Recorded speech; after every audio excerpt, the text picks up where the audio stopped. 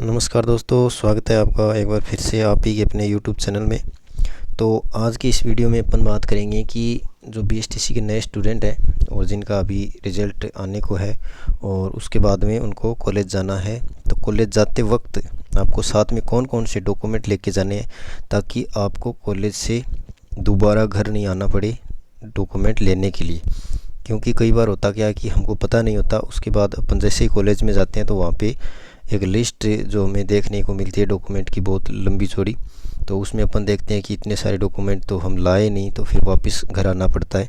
तो अगर आप इस चैनल से जुड़े हो तो आपको इस प्रकार की दिक्कत मेरे ख्याल से नहीं आएगी अगर ये वीडियो आप पूरा देखते हो ध्यान से। तो क्योंकि मैंने रिपोर्टिंग करवाई है, वो भी एक जगह नहीं, 2 कॉलेज में करवाई है, तो मेरे को इस चीज़ का जो अनुभव है मैं आपके साथ शेयर करूंगा इसमें। तो इस वीडियो को आप पूरा देखिए लास्ट तक, और अगर आपको वीडियो पसंद आता है तो लाइक ज़रूर किया करें, क्योंकि लाइक करने से आपका कोई भी नुकसान नहीं होगा और मेरे को इससे होगा क्या कि ये मोटिव मिलेगा कि मैं और वीडियो आपके लिए बना के अपलोड करूँ नए नए बीएसटीसी से संबंधित।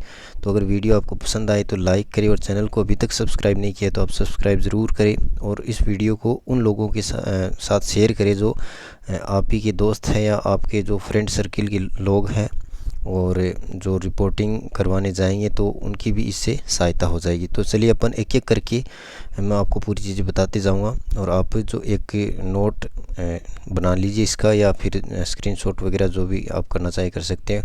इनको लिख लीजिए और उस हिसाब से जो आपके पास डॉक्यूमेंट है वो आप टिक लगा सकते हो वहाँ पे लिखने के बाद कि हाँ ये है, और ये नहीं है तो ये आपको फिर बनवाना पड़ेगा वो, ठीक है। तो आप देखते जाइए। तो सबसे पहले जो डॉक्यूमेंट चाहिएगा वो चाहिएगा आपको 10वीं क्लास की अंक तालिका, ठीक है। यानी 10वीं की आपकी जो मार्कशीट है वो आपको ओरिजिनल मूल यानी ओरिजिनल चाहिएगी, प्लस उसकी 3 फोटोकॉपी आपको करवानी है, ठीक है। अब ये 3 क्यों करवानी है ये भी मैं आपको आगे बता दूंगा कि इन 3 का क्या होगा।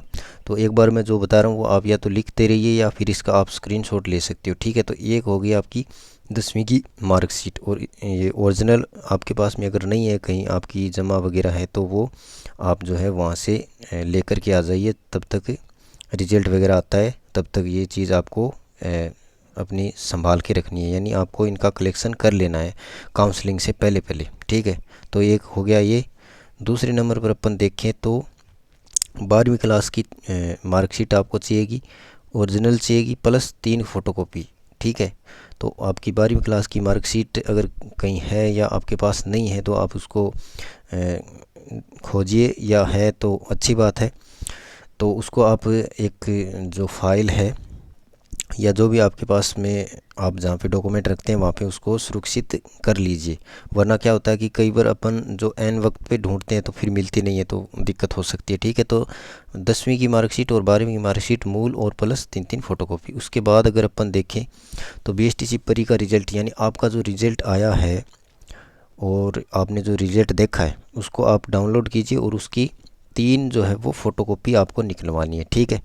एक ये हो गया, ठीक है। इसके बाद अगर अपन आगे देखें तो कॉलेज अलॉटमेंट लेटर, यानी आप जब काउंसलिंग कराओगे उसके बाद में आपको जो कॉलेज मिलेगा उसका एक अलॉटमेंट लेटर आपको मिलेगा। अब ये अलॉटमेंट लेटर कब मिलेगा इसकी भी मैं थोड़ी सी आपको जानकारी दे देता हूँ कि मान लीजिए आपने काउंसलिंग करवाई, उसमें आपने 3,000 रुपये का चालान जो है वो भर दिया, ठीक है।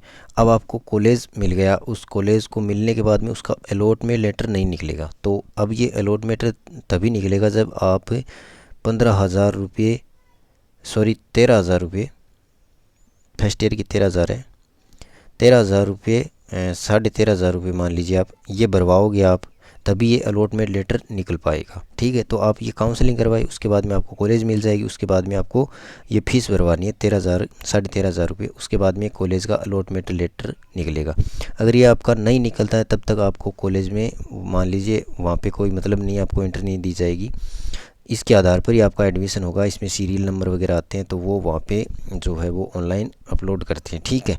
तो इस चीज़ का आप विशेष रूप से ध्यान रखें, ये आपको डाउनलोड करना है, इसकी 3 फोटोकॉपी आपको निकलवानी है, ठीक है।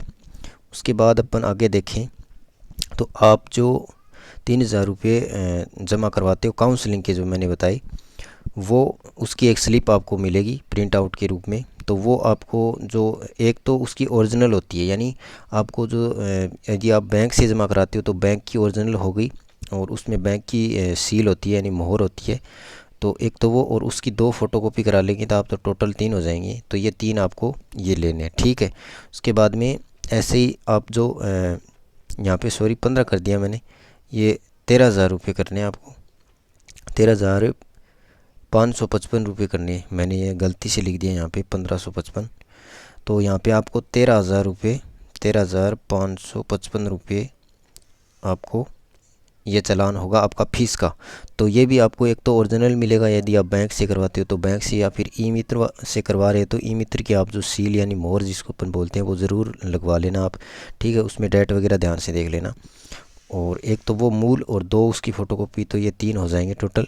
तो ये आपको लेने हैं। उसके बाद बात आती है जाति प्रमाण पत्र की। तो अगर आपका जाति बनता है तो आप जाति प्रमाण पत्र आपको लेना है। अब जाति प्रमाण पत्र है वो नया होना चाहिए आपका, ठीक है। ऐसा नहीं है कि एक जैसे पुराने स्टाइल का जाति प्रमाण पत्र होता था वो नहीं चलेगा इसमें। जैसे ई मित्र वाला जो निकाल के देता है जाति प्रमाण पत्र वो चलेगा। तो ये ओरिजिनल आपको लेना है, प्लस इसकी 3 फोटोकॉपी आपको लेनी है, ठीक है। उसके बाद अपन बात करें तो मूल निवास प्रमाण पत्र होगा आपका, ये भी नए वाला चलेगा, मूल निवास प्रमाण पत्र नया। और ये ओरिजिनल लेना है आपको, प्लस आपकी इसकी 3 फोटोकॉपी लेनी है, ठीक है। उसके बाद अगर अपन आगे देखें तो आधार कार्ड, जैसा कि आपको पता है आधार कार्ड हर जगह ज़रूरी है।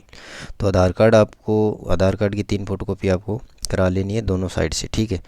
तो ये हो गया। उसके बाद अगर अपन बात करें तो एप्लीकेशन फॉर्म है, इसकी आपको 2 फोटोकॉपी प्लस एक ओरिजिनल होगा ये।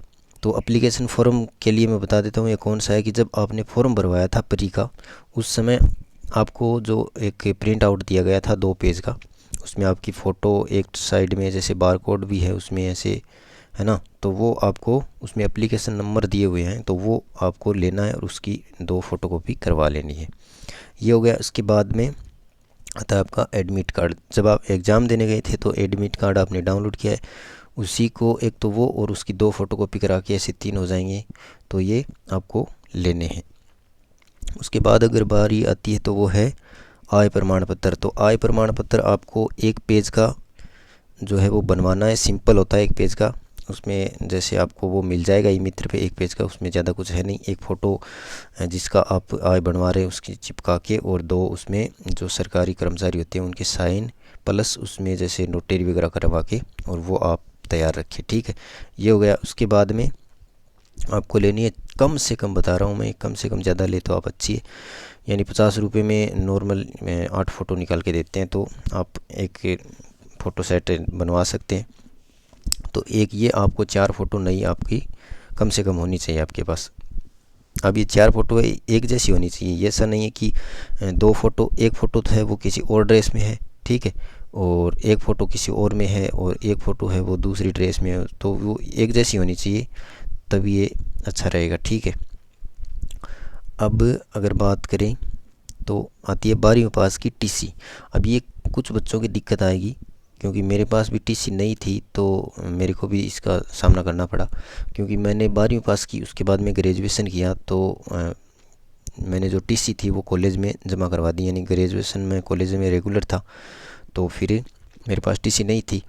तो इस समस्या का समाधान मैंने किस प्रकार किया कि मैंने जो ग्रेजुएशन करने के बाद वहाँ से कॉलेज से टीसी लेकर के आया, तो मेरे को जो पहली कॉलेज मिली थी वहाँ पे टीसी मांगी गई थी, ठीक है।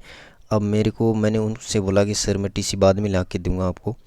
तो फिर उन्होंने बोला कि ठीक है। तो उन्होंने फिर एक लेटर मेरे को दिया, वहाँ पे उन्होंने कुछ लिखवाया, तो वहाँ से मैंने अपलोड करवा लिया। जैसे ही दूसरी कॉलेज मिली मेरे को, उसमें मेरे से टीसी नहीं मांगी गई, तो मेरा तो काम वैसे चल गया। लेकिन कुछ कॉलेजें हैं जो हो सकता है आपसे टीसी मांग ले, तो टीसी आपको जो है, अगर आपने ग्रेजुएशन किया है तब तो कोई दिक्कत आएगी नहीं आपको, क्योंकि आपको ग्रेजुएशन का प्रमाण देना पड़ेगा फिर कि सर मैंने टीसी वहाँ पे दे दी। अगर मान लीजिए आपने 12वीं के बाद ही डायरेक्ट बीएसटीसी में आपका नंबर आ गया, तो टीसी आप जो आपने जहाँ से स्कूल किया है 12वीं, वहाँ से आप टीसी भी लेकर के आ जाए। प्लस में इसके साथ में एक आपको चरित्र प्रमाण पत्र और मिलेगा, ठीक है। टीसी के साथ में चरित्र प्रमाण पत्र तो वो भी आप लेकर के आए, वो साथ में दे देते हैं स्कूल वाले, वैसे कोई दिक्कत नहीं है।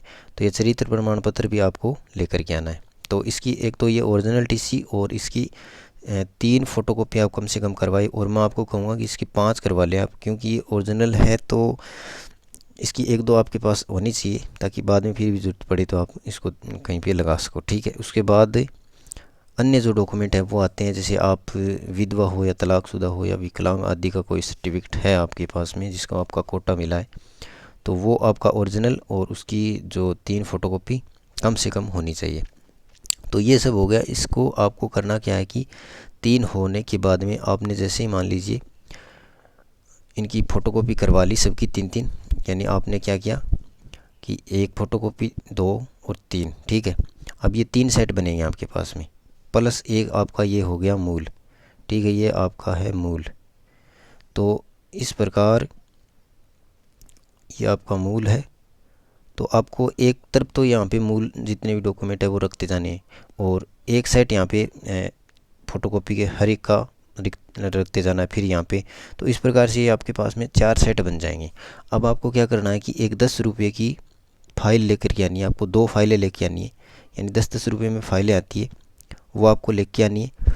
और एक फ़ाइल में एक सेट आप फ़ोटोकॉपी का डाल दीजिए, दूसरी में आप एक सेट फ़ोटोकॉपी का डाल दीजिए, ठीक है। उसको जैसे स्टेबलर वगैरह नहीं करना है, इसमें 2 फ़ोटो इसमें डाल दी, साथ में 2 इसमें डाल दी, और सभी की एक-एक फ़ोटोकॉपी इसमें डाल दी और एक-एक इसमें डाल दी, ठीक है। अब इसके बाद में आपको क्या करना है कि एक सेट आपके पास में बच गया, अब उसको आप जैसे एक साथ करके और उसको स्टेपलर करके उसको आप अपने पास रखिए, ठीक है। और एक आपका मूल हो गया, ठीक है, मूल हो गया, तो उसको भी आप अपने पास रखिए। अब होगा क्या, कॉलेज में आप जैसे ही जाओगे तो आपसे वो इस आधार पे या तो वहाँ पे फाइल वगैरह वो दे देंगे, लगभग कॉलेज में नहीं देते हैं फाइलें, तो आपको ही ले जानी पड़ती है। अगर आपसे आपको दे देते हैं तो कोई दिक्कत नहीं, आपको वापस लेके आ जाना, घर पे काम आ जाएगी। और आपको वहाँ पे जाने के बाद में क्या होगा कि वो जैसे आपसे फॉर्म भरवाएंगे, फिर वो डॉक्यूमेंट मांगेंगे वेरीफाई के लिए, यानी वेरीफाई के लिए वो डॉक्यूमेंट मांगेंगे। तो आपसे जो मूल डॉक्यूमेंट है, आपके मूल डॉक्यूमेंट है वो आपसे मांगे जाएंगे, और वो वहाँ पे वो चेक करेंगे कि हाँ इसमें कोई फेक वगैरह तो नहीं है क्या, ठीक है। तो वो चेक करने के बाद में आपको आपके जमा कर लिए जाएंगे डॉक्यूमेंट, और वो फिर आपकी जैसे ही क्लासें लगनी स्टार्ट हो जाएंगी तो वहाँ पे आपको दे दिए जाएंगे। लेकिन मैं आपको एक यहाँ पे थोड़ा सा सजेशन देना चाहूँगा कि मान लीजिए आपने फर्स्ट लिस्ट में आपका नंबर आया, कॉलेज भर दी और दूर आ गई कॉलेज आपकी, ठीक है। इस बात को ध्यान से सुनना, क्योंकि ये मेरे साथ हुआ तभी बता रहा हूँ मैं आपको। तो आपकी कॉलेज दूर आ गई, अब आपको ये कॉलेज पसंद नहीं आई और आपको ये है कि मैं तो इसको चेंज करवाऊँगा कॉलेज को, ठीक है। तो आपको जो कॉलेज चेंज करवानी है तो वहाँ पे आपको आपके जो मूल डॉक्यूमेंट हैं वो आपको नहीं देने हैं, मतलब नहीं देने। क्यों नहीं देने कि मान लीजिए आपने मूल डॉक्यूमेंट दे दिए और घर से 200 किलोमीटर दूर है कॉलेज, तो वहाँ से आपको जाने में लगभग 1 या 2 दिन लगते हैं, है ना। तो उसमें फिर होगा क्या कि आपको जैसे ही चेंज करवाओगी, चेंज करवाते ही उस कॉलेज से आपका कोई वास्ता नहीं रहेगा, ठीक है। अब वो कॉलेज मतलब नहीं है आपको तो, लेकिन आपके जो मूल डॉक्यूमेंट है वो तो आपने वहाँ जमा करवा दिए, तो आपको वापस जाना पड़ेगा वहाँ पे, और वो डॉक्यूमेंट जो मूल है आपके वो लेके आने पड़ेंगे, क्योंकि मूल डॉक्यूमेंट के बिना आपको जो दोबारा फिर से नई कॉलेज मिली है वहाँ पे आपको एडमिशन आपका होगा नहीं। तो मैंने ये गलती की थी, क्योंकि मैंने वहाँ पे गया था तो मैंने डॉक्यूमेंट दिए थे और वापस नहीं लिए, क्योंकि वहाँ पे जो है कुछ बच्चों ने जैसे शराब वगैरह पी करके और झगड़ा कर लिया था, तो वो कॉलेज वाले जो भड़क गए थे और उन्होंने ताला वगैरह लगा दिया था, तो हम बाहर रह गए। तो इस वजह से वो हम तो नहीं ले पाए। फिर क्या हुआ कि जैसे मैंने अपवर्ड करवाया तो दूसरी कॉलेज मिली, तो फिर मेरे को वापस जाना पड़ा वहाँ पे। तो उसमें होता क्या है कि एक तो परेशानी होती है और किराए का पैसा लगता है, और आजकल कोरोना है तो इसमें आप समझ सकते हो इस चीज़ को। तो इस चीज़ को आपको ध्यान में रखना है। तो इन सब बातों को आपको जो है अच्छे से देख लेना है, और ये जो चीज़ें मैंने बताई है वो आपको नोट कर लेनी है और इनको तैयार कर लेना रिज़ल्ट से या रिज़ल्ट आने से पहले या काउंसलिंग से पहले, क्योंकि इनमें टाइम लगता है। डॉक्यूमेंट अगर आपके पास में नए नहीं हैं तो बनवाने में टाइम लगेगा। तो उम्मीद करता हूँ वीडियो आपके लिए काफ़ी हेल्पफुल रहेगा। अगर आपको पसंद आया तो इसको एक लाइक दे दीजिए, और अपने ग्रुप जितने भी है BSTC के उनमें इसको शेयर कर दीजिए। धन्यवाद।